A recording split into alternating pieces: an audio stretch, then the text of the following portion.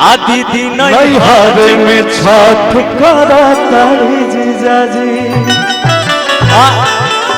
जीजाजी बाहर बाड़े, हाँ, लेकिन उनकरा भूखे के मन बा, उनकरा आवे के मन बा, माई के राधे के साथ शामिल होके के मन बा। बिल्कुल तक बात, हाँ, कि भूखे के छठ हम फेरा में बानी, कि साली होए ही से हालिया बतानी, आ मिल गइल बाटे सोनमी जाजी, कि मिल गइल बाटे सोनमी जाजी। तब साली कलिया कि बाहर से बाहर ससुराली जीजाजी, दीदी नैहर में छठ करताली जीजाजी। भैया भैया भैया बस बस राजा भैया तने हेरे आवो, हम देखनी है हमार भैया लोग, हमार भाई लोग बड़ा दूर दूर से चल के आइल बा, थोड़ा सा तनी मनोरंजन करा दिया और आपस में हमने के भी तनी मनोरंजन कर लिया। बिल्कुल राजा भैया, हम चाहते हैं पहले भक्ति के माहौल चला था तो डांस उन्स भी कर लिया, डांस उन्स कर लिया भाई। देखो सब लोग के मन बा कि डांस उन्स भी होके, मोबाइल लोग लगैले बा इंटरटेनमेंट में तनी डांस उन्स रही त तनी काल देखे में ठीक लगे। हाँ बिल्कुल, आज डांस कर दे तो काल हो लोग देखी, अभी तो देखते वालों। तो आप सब जब हमने के डांस करी तो आप सब ताली बजा दे बजा। हाँ एक बार जब अभी ना भैया हमने दोनों भाई डांस कर जाई, अच्छा लगी तो तेरी ताली बजा के मनोबल बढ़ा दिया लोग। कि मिल गइल बाटे सोनमी जाजी, कि मिल गइल बाटे सोनमी जाजी। तो साली जी कहलिया कि बाहर से बाहर ससुराल,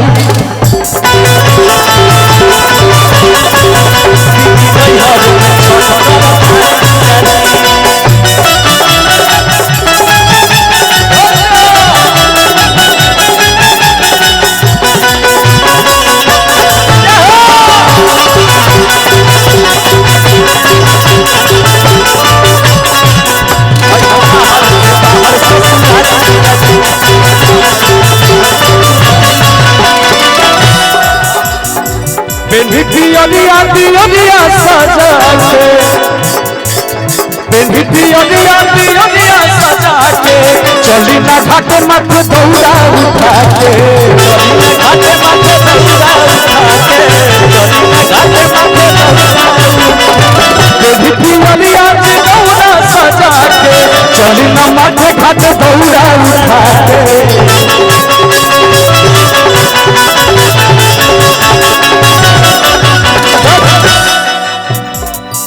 कले हमें कि अरे सुन के जुड़ाई गई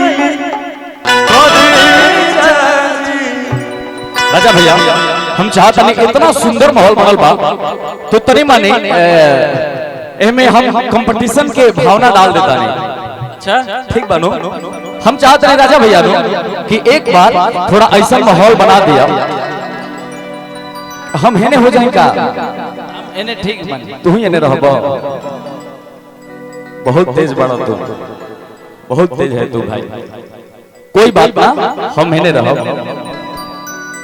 देखा भैया ये जो कैमरा दिखा दो लोग जहाँ पे हम खड़े हैं, एक बार थोड़ा सा ध्यान से सुनिए सब भैया, हम जहाँ खड़ा बाने हमारा से दाहिने साइड मतलब राजा भैया तरफ जितना लोग बा सब राजा भैया तरफ, और हेने जितना लोग बा सब हमारा तरफ, ठीक बा। और राजा माहौल बड़ी अच्छा बनल बा ऐजा के, और हम चाहता नहीं कि राजा भैया एगो तू जो कारी होने से लगवाबो और फिर एगो हम एने से, जेकरा देने से जितना कस की आवाज आ जाए वही आदमी जीत जाए।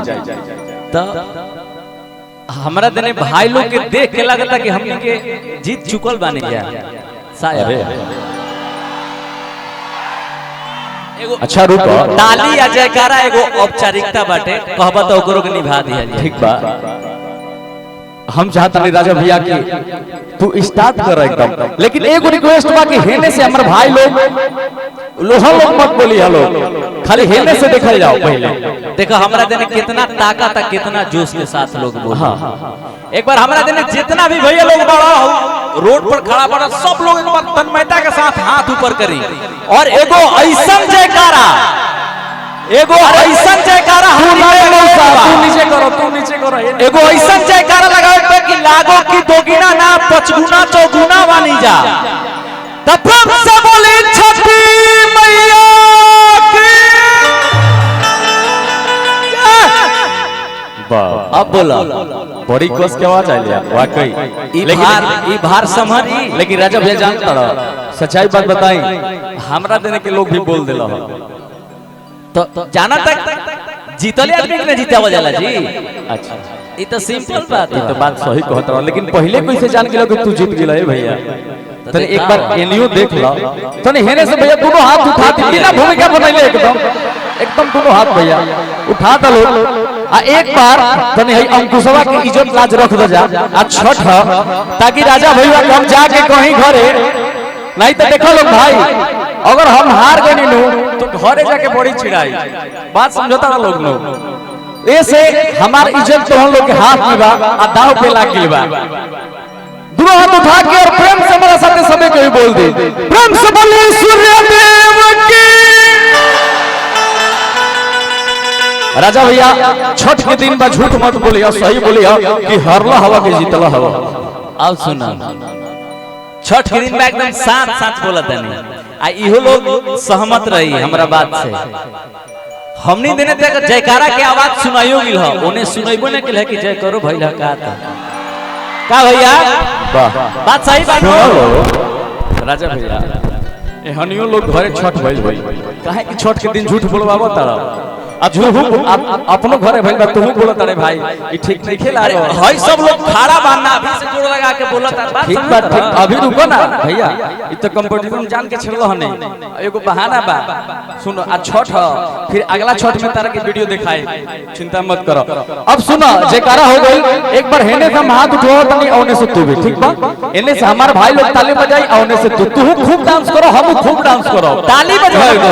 हां अब तब सुनो अब वीडियो रिकॉर्डिंग तो खैर होते भाई अगर कोनो बातें नहीं के आ सबके पास प्रूफ रही कि के हारल रहे के जीतल रहे का भाई, तो हम सब क्लियर रही तो हमनी के जीत के नहीं जाते। उठाओ भाई का हाथ उठाओ लोग, अच्छा उठाओ लोग मर दे।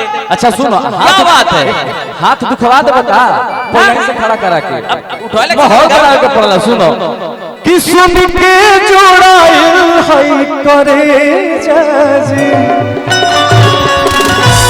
अब देखो अब तनी हाथ खोड़े के लिए रहा लोग खड़ा कर रहा लोग भाई हे जे हम डांस करब अब भाई ताली बजा दिया लोग आई हो बाहर से बाहर ससुराल घर में छठ करा ताली बजा दे उठे के छोड़ हम फेरा में वाली एही से साली हो हलिया बतानी।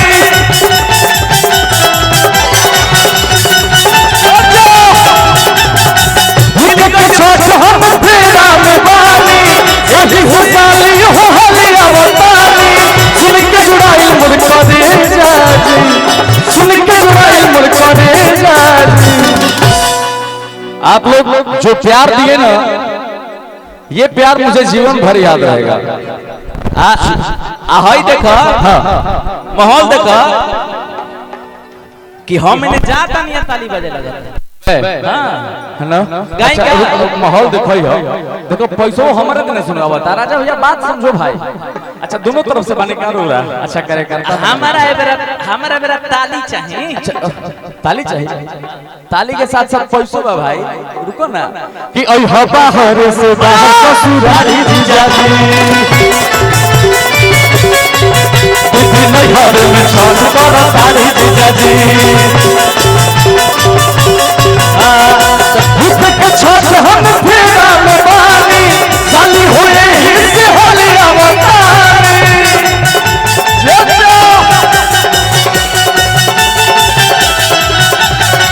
सुन के जुड़ाई उम्र करे जाजी, सुन के जुड़ाई उम्र करे जाजी।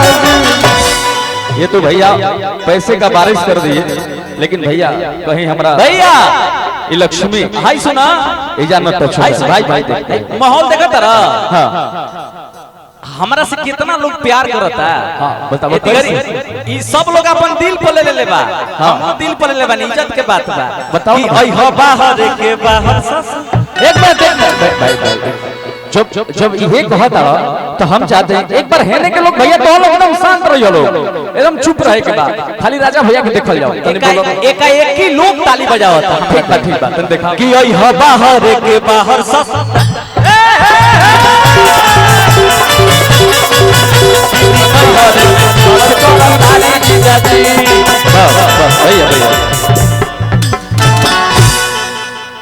तू ठीक कहता तोरा देने के लोग ताली बजावता, लेकिन तू तो नहीं मानी चीटिंग भी करता रहे में। तू कहता कि मैंने ताली बजाइयो लो कह भी दे थोड़ा कहता कि कह भी ना आ देखो हम माता बहन लोग माई बहन लोग पूजा से बजावते नहीं कि ताली लोग। देखो हमारा हम गीत गाइड के बजाई लोग। आप सबके चरण में सादर प्रणाम, आपके बेटा अंकुशवा के तनी हम गाइड तो हमारा खातिर बजा दिया लोग, आशीर्वाद दे दिया लोग। तो हम लोग भूखल बारू आ हेने से जब एक बार हम गाइड हो तो एक बार तेरे राजा भैया के दिखा दे जा कि हम नहीं देने कोई ताली बजाता बिना भूमिका बनैले कि आई हो बाहर के बाहर ससुरारी भैया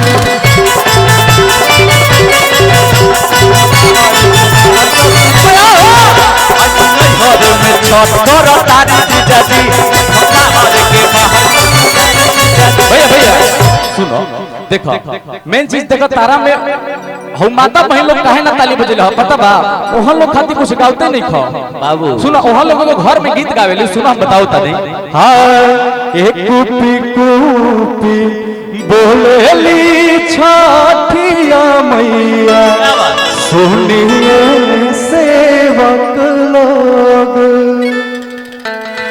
हमरा घाटे दुबिया पहुंच गईले मगरी बसेरा लेली कि केरवा के पात पर हो गेले सूरज मल झाके झूके बिजर में आज भी जा। देखिए आज हर घर में जी गंगा पर हमने दोनों भाई के शो चल रहा बा 7 बजे से 11 बजे तक 4 घंटा हर घर में।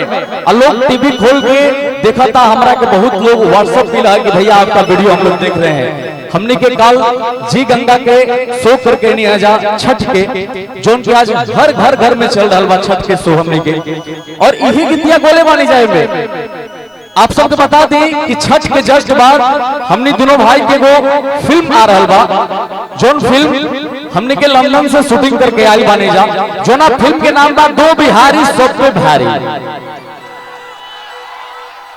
और ये फिल्म का शूटिंग हुआ लंदन में। तो बस प्लीज आप सब से आग्रह बा निवेदन बा भैया कि जोना तरीके से आप सब हमने दोनों भाई के एल्बम में प्यार आशीर्वाद देके फिल्म तक पहुंचा देने मुंबई तक पहुंचा देनी आप सबके आशीर्वाद से एगो छोटा मोटा हमने दोनों भाई के मुंबई में घर भी हो गई। तो बस आप सबसे ये निवेदन करब जा हमने दोनों भाई कि जोना तरीका से हमने दोनों भाई के एल्बम में प्यार आशीर्वाद देनी वही तरीका से 2-4 गो फिल्म में आप सब प्यार दे दी ताकि हमने के आभारी तो बदले मानी जा आप सबके एकदम नतमस्तक हो जाओ। और छठ के जस्ट बाद हमने के वेब सीरीज रिलीज हो रहा बा जोना वेब सीरीज के नाम बा पकड़ुआ बिया। तो प्लीज आप सबसे निवेदन बा कि जोना तरीके से गाना सुनता नहीं हमने के आप सब वही तरीका से एक बार जाके फिल्म के भी वेब सीरीज के भी देखो आप सब भैया काहे कि आप सब गाना तो बहुत सारा गाना में प्यार दिले बड़ा भैया लोग तो हम लोग जोन की हमने के जितना कह जाए सब कम पड़ जाए कि